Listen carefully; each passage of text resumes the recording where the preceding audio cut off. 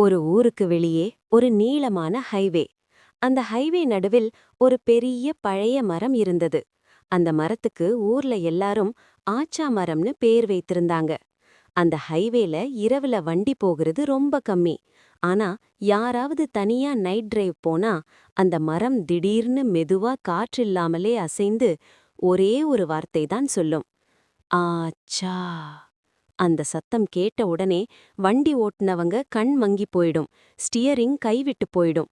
அடுத்த செகண்ட் பெரிய ஆக்சிடென்ட். யாருமே உயிரோட திரும்பி வந்ததில்லை.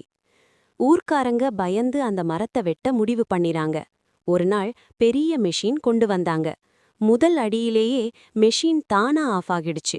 இரண்டாவது அடியிலே அந்த டிரைவர் திடீர்னு ஆச்சான்னு சொல்லி கீழே விழுந்து இறந்து போனான். அதுக்கு பிறகு யாரும் அந்த மரத்துக்கு அருகே போகவே இல்ல. ஒரு நாள் ஒரு யூடியூபர் அந்த மரம் பேய் கதை பொய்யா இருக்கும்னு நினைச்சு நைட் vlog எடுக்க போனான்.